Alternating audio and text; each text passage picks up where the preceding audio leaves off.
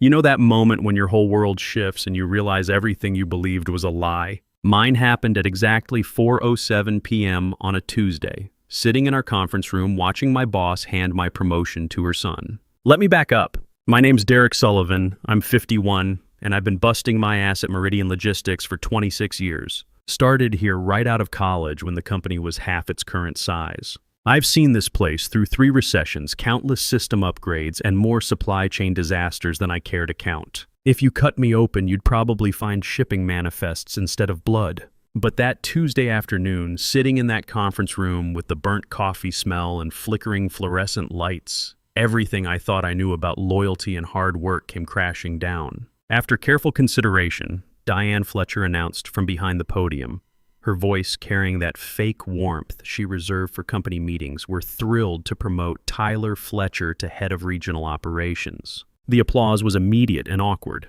You know the kind. People clapping because they're supposed to, not because they understand what just happened. I clapped too, because what else do you do when your boss announces she's giving your job to her 28-year-old son who's been here 3 months? 3 months. I'd been training new hires longer than this kid had been employed. Tyler stood up, grinning like he'd just won the lottery. Maybe he had. His tie was crooked, his shirt wrinkled, but he looked confident in that way that only comes from never having to earn anything. I watched him stumble through some prepared remarks about exciting challenges ahead and building on our success. Those were my words. I'd written similar speeches for Diane dozens of times over the years. See, here's what people don't understand about corporate life. It's not just about doing your job.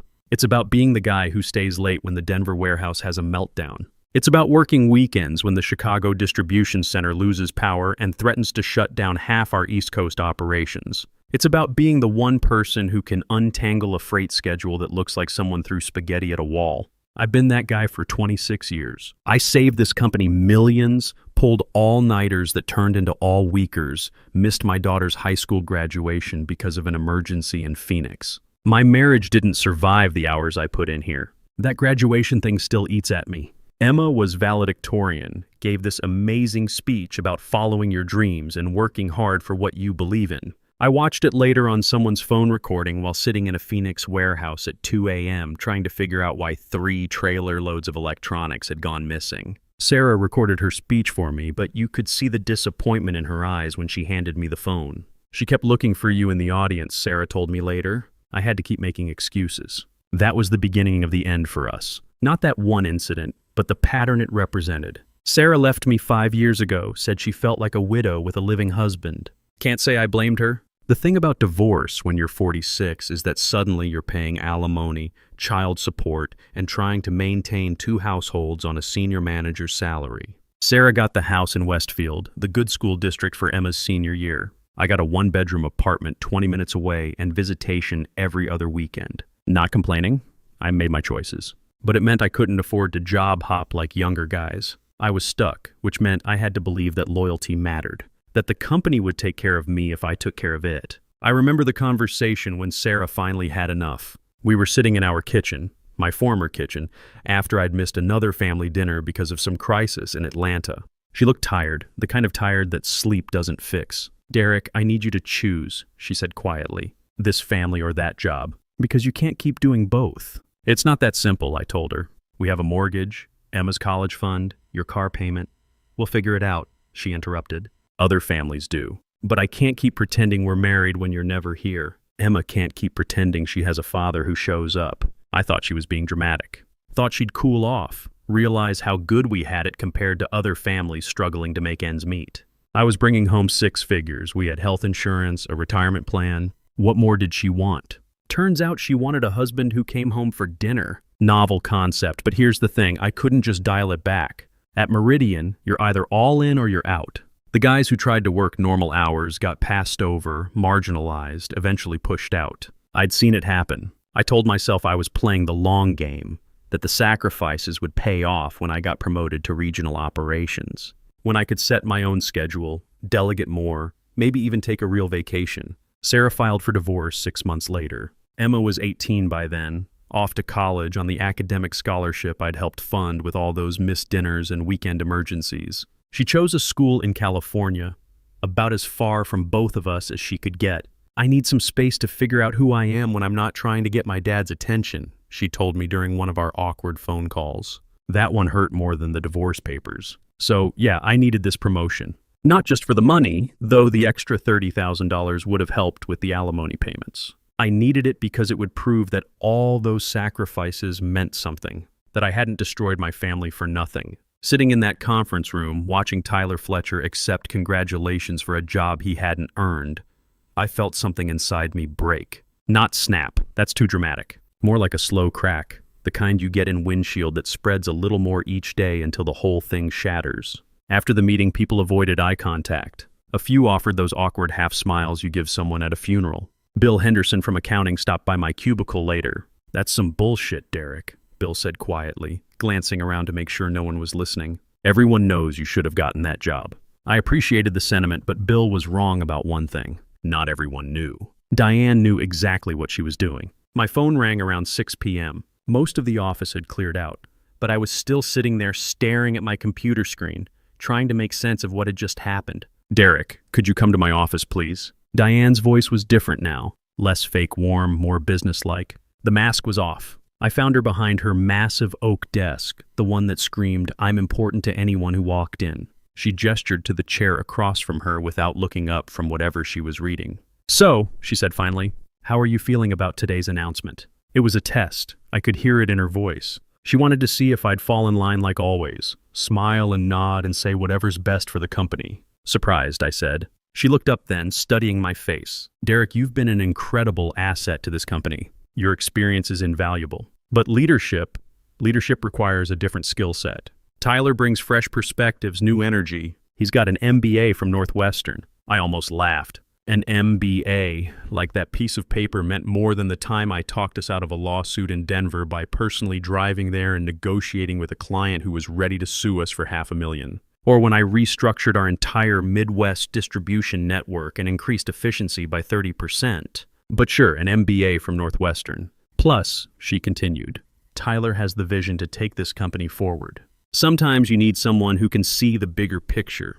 The bigger picture. Right, the bigger picture was that Tyler was her son, and she wanted to build a little dynasty. I got it. I just wish she'd been honest about it instead of insulting my intelligence. "I understand," I said. She relaxed a little. "Good. I knew you'd be professional about this. You're a team player, Derek. Always have been. A team player. 26 years reduced to a participation trophy." That night I went home to my empty apartment and did something I hadn't done in years. I opened a beer and really thought about my life, about the choices I'd made, the sacrifices, the nights I'd stayed late while Tyler was probably out at college parties or backpacking through Europe on daddy's money. I thought about the USB drive in my home office desk drawer, the one I'd been adding to for the past 3 years. See, it started by accident. 3 years ago, I was working late trying to reconcile some vendor payments that weren't adding up. It was a Thursday night, maybe 9 p.m., and I was the only one left in the office. The cleaning crew was making their rounds, vacuum cleaner humming in the distance. I'd noticed that we were paying a company called Pinnacle Consulting Solutions about $15,000 a month for logistics optimization services. Problem was I'd never heard of them, and I'm supposed to know about every vendor we use. So I dug a little deeper. Pinnacle Consulting had an address that turned out to be a UPS store mailbox. Their phone number went to voicemail with a generic message. Their website looked like something a high school kid threw together in an afternoon. But every month, like clockwork, we cut them a check. I probably should have gone to Diane right away, asked her about it, but something made me hesitate. Maybe it was the way she'd been acting lately, more secretive, more defensive when anyone questioned her decisions. Or maybe it was just my natural curiosity. Either way, I decided to keep digging. That's when I found Jennifer Walsh. Jennifer was supposedly one of our regional coordinators, pulling down $75,000 a year plus benefits. Only problem was I'd never met Jennifer Walsh. Neither had anyone else I asked. Her employee file showed she'd been hired 2 years ago, but there was no record of her ever being in the office. No photo in the company directory. No one could remember interviewing her, but she had direct deposit set up to an account at First National Bank, and her tax form showed an address in suburban Milwaukee. When I drove out there one Saturday, yes, I actually drove to Milwaukee on my day off because I'm that kind of obsessive, I found the address belonged to a vacant lot. That's when I realized I wasn't dealing with sloppy bookkeeping. This was deliberate. I started keeping copies of everything. Purchase orders, invoices, payment authorizations. I created a simple spreadsheet tracking the patterns I was seeing. Ghost employees, phantom consulting contracts, equipment purchases that never seemed to arrive. Nothing huge on its own, but it added up.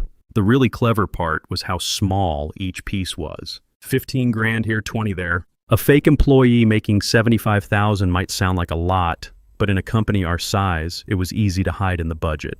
Spread across multiple departments, multiple cost centers, it looked like normal business expenses. But when you added it all up over 3 years, we were talking about millions. The hardest part was acting normal around Diane, sitting in budget meetings where she'd talk about the need to tighten our belts and eliminate waste while I knew she was siphoning money into her own pocket. Watching her lecture employees about company loyalty while she was literally stealing from us. I kept telling myself there had to be an explanation. Maybe Pinnacle Consulting was legitimate and I just didn't understand their business model. Maybe Jennifer Walsh worked remotely and I'd somehow missed the memo. Maybe there was a perfectly innocent reason why so many of our vendors seemed to exist only on paper. But deep down, I knew better. And the more evidence I collected, the clearer the picture became. Diane Fletcher was running a sophisticated embezzlement scheme, and she'd been doing it for years. The question was, what was I going to do about it? For 2 years, the answer was nothing. I kept collecting evidence, but I didn't act on it. I told myself I was being careful, thorough, making sure I had all the facts before I did something that could destroy someone's career. Really, I was just scared. Scared of being wrong, scared of retaliation, scared of being labeled a troublemaker. Most of all, scared of losing the job that had already cost me everything else in my life. But sitting in my apartment that night, drinking my beer and thinking about Tyler's smug face, I realized something important. What exactly did I have left to lose? I pulled out my laptop and started typing. Not an angry email, not a resignation letter, just a simple message to the board of directors, the compliance department, and a few business journalists whose email addresses I'd saved over the years. I attached the files I'd been collecting and hit send at 11:47 p.m. Then I went to bed and slept better than I had in months. The next morning I got to the office early. I'd always been an early bird. Another habit from my blue-collar dad who taught me that showing up meant something.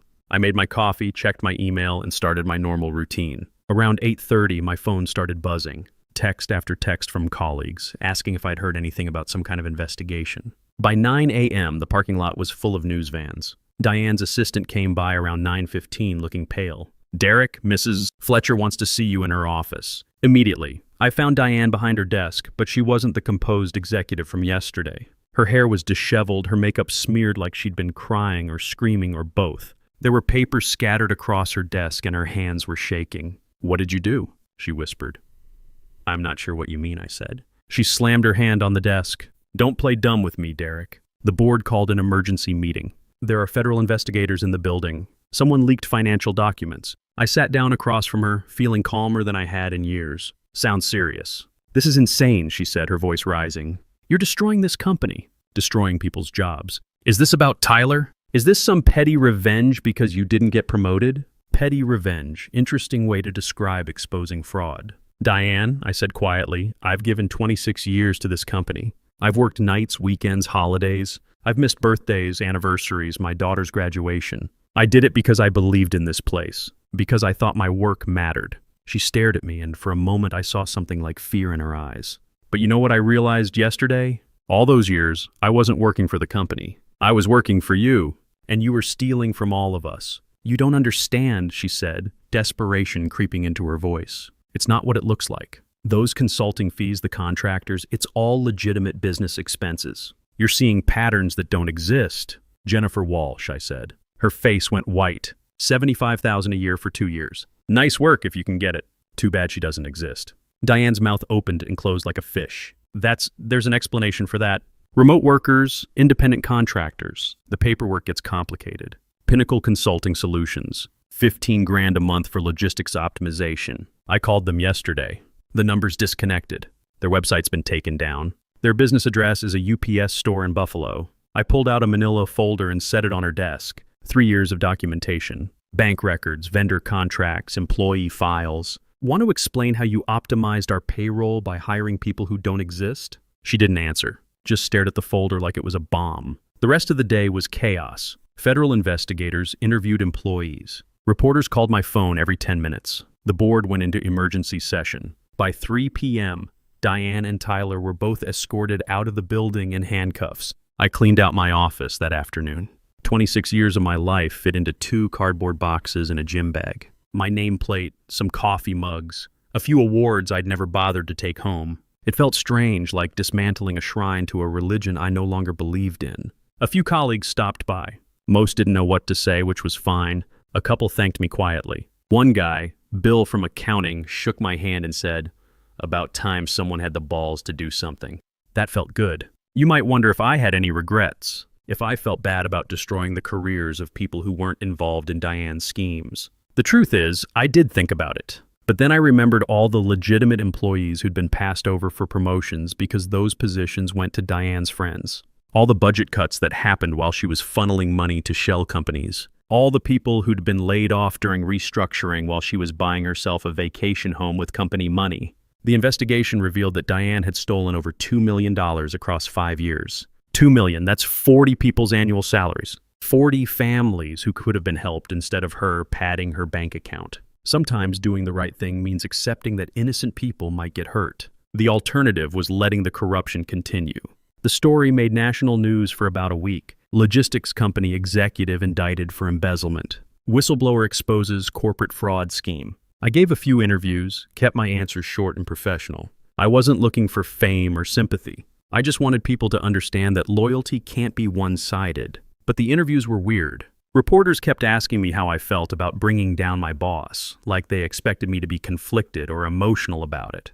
Truth is, I felt nothing except relief, like I'd been holding my breath for 3 years and could finally exhale. The hardest part wasn't the investigation or the media attention. It was the phone call from Emma. She called me 2 days after the news broke. I hadn't heard from her in 6 months, not since her birthday when I'd left a voicemail she never returned. "Dad?" Her voice sounded smaller than I remembered. "I saw you on the news." "Yeah," I said, "it's been a crazy week." "Are you okay?" That question hit me harder than anything Diane had said. When was the last time someone had asked if I was okay? When was the last time I'd asked myself that question? "I'm good, Emma. Better than I've been in a long time, actually." "I'm proud of you," she said quietly, "for doing the right thing. Even though it was hard, I had to sit down. 26 years of missing dinners and school plays and graduations, and my daughter was proud of me for the one time I'd put principle ahead of corporate loyalty. "I should have done it sooner," I said. "Maybe, but you did it when it mattered. That counts for something." We talked for an hour, really talked for the first time since she was in high school. She told me about her job at a nonprofit in San Francisco, about the guy she was dating, about how she'd learned to make my mom's famous lasagna recipe. Normal stuff, father-daughter stuff. When we hung up, I realized something had shifted, not just between Emma and me, but inside me. For the first time in years, I felt like I was talking to my daughter as myself, not as Derek Sullivan, the corporate drone who couldn't make time for family. Diane pleaded guilty 6 months later. Tyler got probation. Turns out being young and stupid counts for something in federal court. The company survived, barely. New management, new board, new culture. They offered me a consulting position, but I declined. Some bridges you burn completely. The legal process was exhausting. Depositions, court appearances, meetings with federal prosecutors who treated me like I was either a hero or a suspect, depending on the day. My lawyer, yeah, I needed a lawyer even though I was the whistleblower, cost me $12,000 I didn't have. But it was worth it to see Diane in an orange jumpsuit finally paying for what she'd stolen. The industry reaction was mixed. Some people saw me as a guy who did the right thing under difficult circumstances. Others saw me as a snitch who destroyed a successful company over personal grievances. I got death threats from Diane's supporters. Apparently she had convinced some people that I was a disgruntled employee making false accusations. I also got job offers from competitors who wanted to hire the guy with the integrity to blow the whistle on fraud. The weirdest part was how quickly everything changed. One day I was Derek Sullivan, senior operations manager, reliable company man. The next day I was Derek Sullivan, corporate whistleblower, the guy who brought down $1 million embezzlement scheme. Same guy, completely different reputation. I'm 52 now, working for a smaller logistics firm across town called Beacon Transport. The pay's about the same, the hours are better, and nobody expects me to sacrifice my personal life for the job. When I told my new boss, Jim Rodriguez, that I don't work weekends unless it's a genuine emergency, he just nodded and said, "Good. People who work all the time make stupid decisions." Jim's about my age. built his company from scratch after getting tired of corporate politics at his old job. He knows my story. Hell, everyone in the industry knows my story, but he hired me anyway. Maybe because of it, not despite it. I want people who give a shit about doing the right thing, he told me during my interview. You proved you're that kind of person. The work is similar to what I did at Meridian, but the culture is completely different. We close at 6. We don't check email on weekends. When someone has a family emergency, we cover for them without making them feel guilty about it. Revolutionary concepts, apparently. I've started dating again, met a nice woman named Carol who teaches 4th grade at the elementary school near my apartment. She's divorced too, has 2 teenage kids who are polite enough when I'm around. Carol actually appreciates that I'm home for dinner most nights, that I remember to ask about her day, that I don't spend our dates checking my phone for work emergencies. You're very present, she told me after we'd been seeing each other for a few months. Most guys our age are still fighting battles from jobs they left years ago. I didn't tell her that I was fighting a battle too, just a different one. The battle to figure out who Derek Sullivan was when he wasn't defined by corporate loyalty and 60-hour work weeks. Emma and I talk every Sunday now. Real conversations, not the stilted check-ins we used to have. She's thinking about grad school, maybe law school. Says she wants to do something that matters, something that helps people. I like to think my example had something to do with that decision, but she's always been the kind of person who wants to make a difference. She visited me last month, her first trip back east since college. We had dinner at my apartment. I actually cooked, something I hadn't done in years, and talked about everything except work. She told me about her life in San Francisco, her job helping homeless families find housing, her boyfriend who's apparently a decent guy, though I haven't met him yet. You seem different, Dad, she said as we were cleaning up. Happier, less stressed all the time. I feel different, I admitted. Lighter, somehow. Good, I was worried about you for a long time. Even before the divorce, you always seemed like you were carrying the weight of the world. She was right, I had been. The weight of supporting a family, maintaining a career, keeping a struggling company afloat through crisis after crisis. I'd confused being indispensable with being valued, confused corporate loyalty with personal integrity. People sometimes ask me if I'd do it again, knowing what I know now. The stress, the legal bills, the death threats from Diane's supporters, the way some people in the industry still look at me like I'm a snitch. The answer is yes, absolutely. Because here's what I learned after 26 years in corporate America. Your integrity is the only thing that's truly yours. You can give your time, your energy, your health to a company, but at the end of the day, they can take all of that away. They can fire you, restructure you out of existence, or just decide you're not part of their vision anymore. But they can't take your integrity unless you let them. I let Diane take a lot from me over the years. My evenings, my weekends, my marriage, my relationship with my daughter. I convinced myself it was worth it because I was building something, contributing to something bigger than myself. But the biggest thing I built was a case against the person who was robbing us all blind. Looking back, I think that might be the most important work I ever did.